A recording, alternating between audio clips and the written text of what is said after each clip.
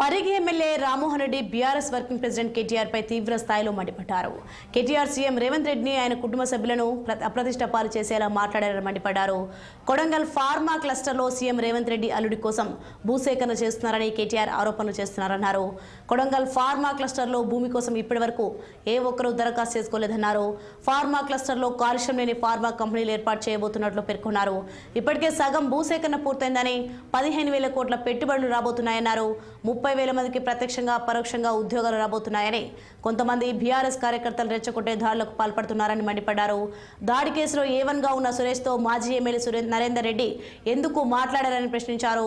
Kodangal pharma క్లస్టర్లో CM Revanth Reddy అల్లుడు కంపెనీకి భూమి కేటాయించినట్లు కేటీఆర్ 24 గంటలు నిరూపించాలన్నారు. కేటీఆర్ నిరూపిస్తే పరిగి ఎమ్మెల్యే పదవికి తాను రాజీనామా చేస్తా, లేకుంటే కేటీఆర్ తన ఎమ్మెల్యే పదవికి రాజీనామా చేయాలని ఎమ్మెల్యే రామ్మోహన్ రెడ్డి డిమాండ్ చేశారు. పార్టీ వర్కింగ్ ప్రెసిడెంట్ గా ఉన్నటువంటి కేటీ రామారావు గౌరవ ముఖ్యమంత్రి రేవంత్ రెడ్డి గారిని, వారి కుటుంబ సభ్యులను, కాంగ్రెస్ పార్టీని అప్రతిష్ట పాలు చేసే విధంగా మాట్లాడడం జరిగింది. కొడంగల్ లోపల పారిశ్రామిక వాడ కేటీఆర్ మాట్లాడడం ఏంటంటే ముఖ్యమంత్రి గారు అల్లుడు గురించే ఈ సేకరణ జరుగుతుందని చెప్పి అంటున్నాడు.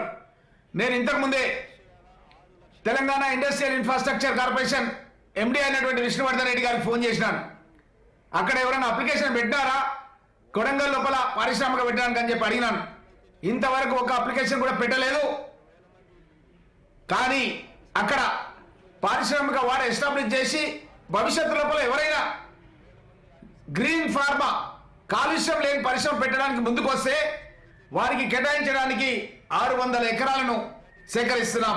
బీఆర్ఎస్ పార్టీ వర్కింగ్ ప్రెసిడెంట్ గా ఉన్నటువంటి కేటీ రామారావు గౌరవ ముఖ్యమంత్రి రేవంత్ రెడ్డి గారిని, వారి కుటుంబ సభ్యులను బీజేపీ బీఆర్ఎస్ నేతలపై భువనగిరి ఎంపీ చామల కిరణ్ కుమార్ రెడ్డి